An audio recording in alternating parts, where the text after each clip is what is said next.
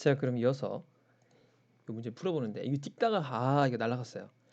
이런 일이 생긴다니까. 그래가지고 아무튼간 요게 말썽이야. 요 그림판이. 그래가지고 이게 PC를 좋은 거 샀는데 아무튼 이 시스템적으로 받쳐주기 위해서 여러 가지 이렇게 노력을 하고 있습니다. 참고로 이거 굉장히 좋은 PC예요. 노트북으로 해야 되거든. 이게 또 캠으로 하려다가 이 뒷배경이 좀 안 좋은 거예요. 그래서 제가 좀 이사를 갑니다. 좀 좋아지면 캠도 이렇게 좀 달고 이게 캠이 되긴 해요. 근데 뒷배경이 안 좋아.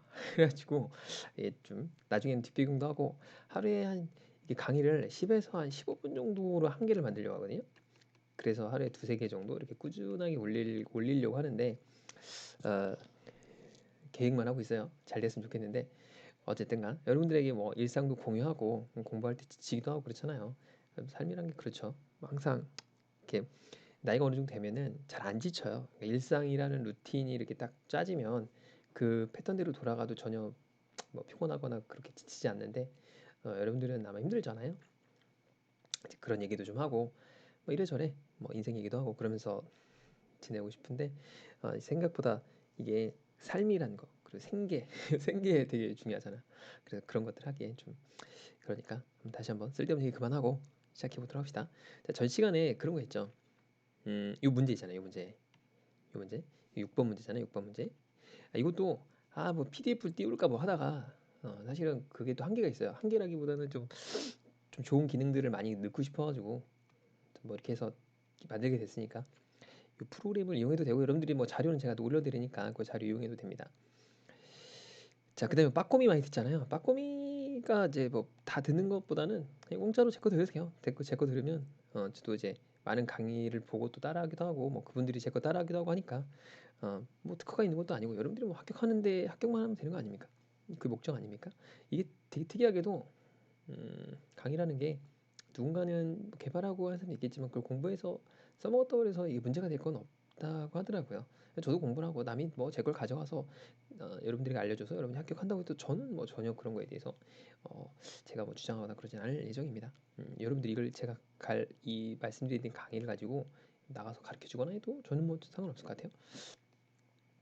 자, 여기 보면은 전 시간에 그런 얘기잖아요. 여기가 자, A에서 B로 가면 여기 속력이 이제 100km라고 했죠.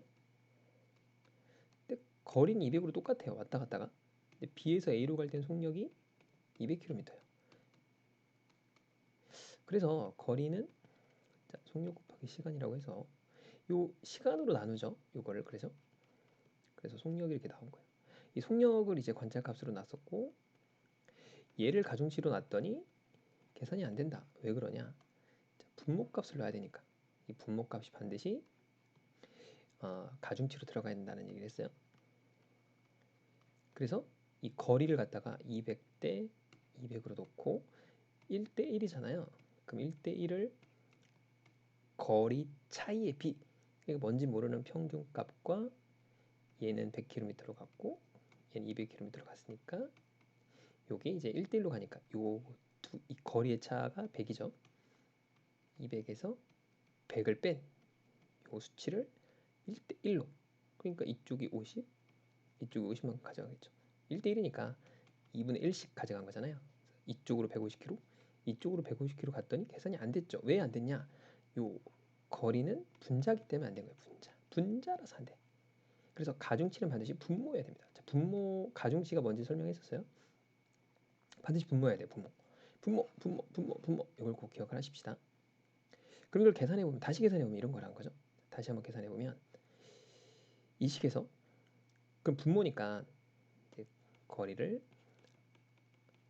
요 공식에 따라서 시간을 이제 가중치로 된다는 거죠. 그러면 200km를 100km로 가니까 2시간이 걸렸겠죠. 자, 200km를 200으로 가니까 1시간이 걸렸겠죠. 그렇겠죠.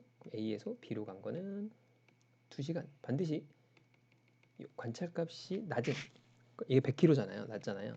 얘를 이쪽으로 써주고 B에서 A로 갈 때는 1시간이 걸렸죠. 그렇죠? 얘가 가중치인 거예요. 시간이 가중치가 된 겁니다. 그죠? 그럼 얘 대 얘, 2대 1을 역으로 써주면 되겠네요. 1대 2가 되겠죠?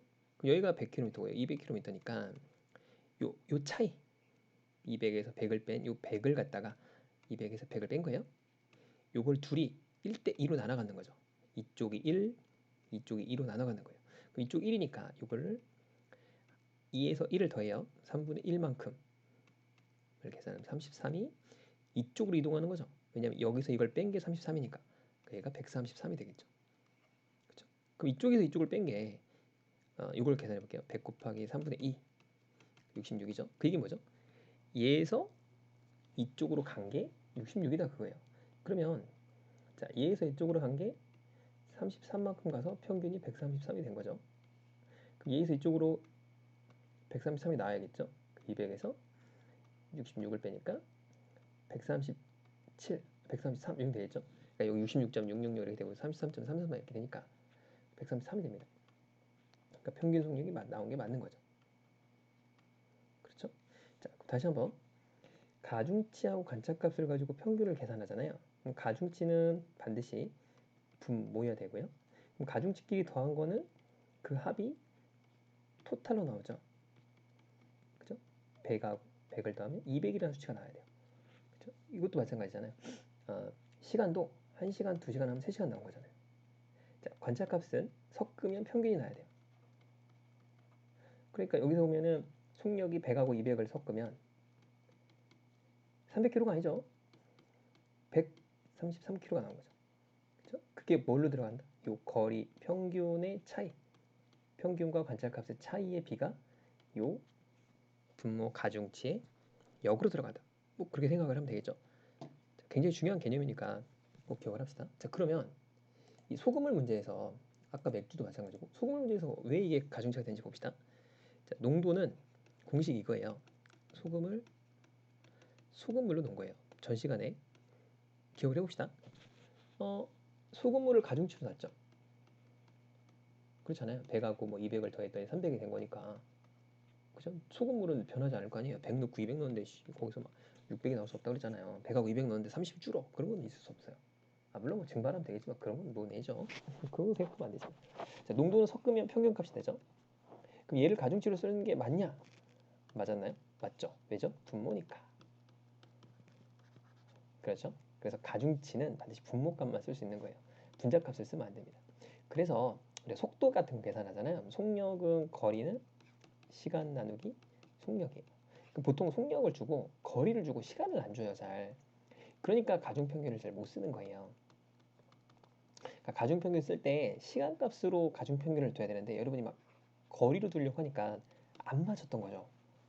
그래서 저보고 이거 왜 안 됩니까? 라고 질문하는 거는 요 원리를 몰라서다.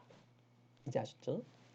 자, 그렇게 이해를 하시면 될 것 같고, 자, 그러면 요 문제를 한번 볼게요. 여기서 가중치는 뭐고 관찰값은 뭘까요? 자, 여기서 이걸 물어본 거예요. 여기서 보고 가중치는 뭐고 관찰값이 뭐냐 이렇게 물어봤어요. 자, 그러면 이거 봅시다. 전체 인원이 100명입니다. 근데 평균이 60점이에요. 합격자 평균 60이고 불합격자 40입니다. 자, 그러면 80하고 40을 섞어요. 그랬더니 평균이 된 거죠. 이 값이 뭐예요? 이게 관찰값인 거죠. 그쵸? 얘가 관찰값이에요.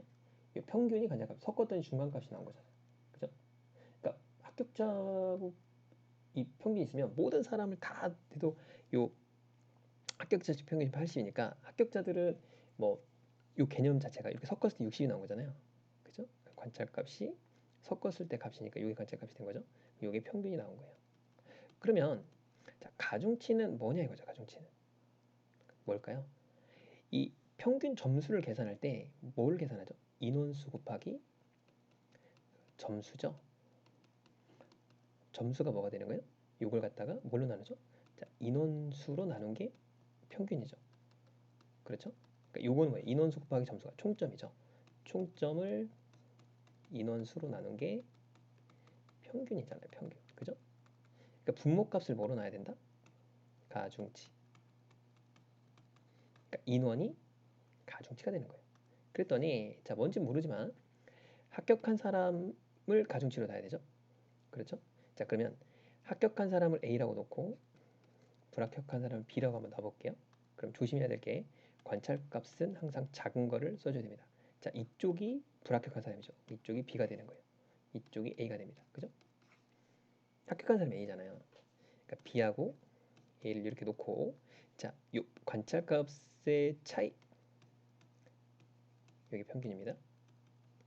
이 차이가 있죠. 20점과 20점이네요. 그렇죠? 요 차이의 B가 가중치 역의 B로 들어가는 거죠. 1대 1이잖아요. 20대 20은 똑같이 1대 1이죠. 전체 인원이 100명이니까 100명을 1대 1로 나눠가는 거죠. 그러니까 2분의 1씩 가져가는 거죠. 이쪽이 50명, 이쪽이 50명이겠죠. 그죠? 50명이 뭐예요? 여기서 뭐 계산하는 게 중요한 게 아니고 50명이 바로 가중치가 되는 거예요. 그죠? 왜 가중치를 쓸 수 있었나요? 여기 밑에 있는 분모기 때문에 쓸 수 있었다 이거예요. 그렇죠? 여기서 가중치는 뭐죠? 인원수죠. 그러니까 인원수는 응시자예요. 여기서는 관찰값은 점수가 되겠죠. 평균 점수. 그렇죠? 이렇게 요게 되겠죠. 그렇겠죠? 요게 핵심이에요. 요게 핵심. 자, 그러면 다시 한번 정리하면 관찰값, 가중치, 평균의 의미를 꼭 기억을 해야 됩니다. 그 소금물에서는 이게 잘 먹히는 이유가 뭐냐면 소금의 양을 안 주고 항상 뭘 주죠? 자, 소금의 계산식을 한번 볼까요? 소금물은 항상 뭘로 주죠? 그러니까 소금물이라는 걸 계산할 때는 농도는 소금물로 나누는 걸 주는데 항상 요걸 줘요. 요걸 주고 요걸 준단 말이에요. 그죠? 그러니까는 요게 이제 이 가중치를 쓸 수 있고 요게 이제 평균 관찰값을 쓸 수 있으니까 뭘 쓸 수 있는 거죠? 가평을 쓸 수 있는 거예요. 그러니까 저울법이라고 하는, 저는 저울법이라고 얘기를 한 거고요. 다른 사람도 뭐 소맥법이라고도 하고 어떤 사람들은 가평이라고 하는데 보통 가평이라고 많이 이렇게 애들이 얘기하죠. 가중평균법. 자, 활용도는 제가 이제 뭐 자료도 남겨드리지만 강의를 통해서 좀 더 알려드리도록 할게요. 다른 강의 들었던 분들은 요 다음 강의부터는 좀 더 이해가 가실 거예요. 그러니까 제 본 강의에서는 그런 내용들이 나오죠. 다음 뭐 2편, 3편을 들어보시면은 이제 좀 더 이해가 가실 거예요. 자, 그렇게 해서 요 가중 평균의 기초를 설명드렸어요. 기초. 요걸 알아야 좀 더 심도 있는 문제를 풀 수 있고요. 다음 시간에는 제가 이 두둥 이런 거 있잖아요. 다음 편 예고 뭐 이런 거 있잖아요. 그 가평 중에서 소금물 문제 있잖아요. 소금물을 어려운 문제들이 있어요. 그런 문제를 어떻게 접근하냐를 설명을 드리도록 할게요. 지금 새벽 3시가 다 돼가네요. 두둥. 이게 생각보다 오래 걸려요. 뭐 편집도 해야 되고 몰려야 되고 근데 그냥 최대한 시간을 줄여서 올리려고 하니까 앞에 있는 뭐 이런 인트로라든가 좀 빼고 일단 올리도록 할게요. 자, 그러면 다들 잘 자고 빠이빠이입니다. 내일 또 찍을 수 있으면 좋겠네요. 내일도 올려볼게요. 그리고 기다렸던 분들에게 좀 늦어서 너무 죄송합니다. 자, 그럼 계속 좋은 영상 띄우도록 할게요.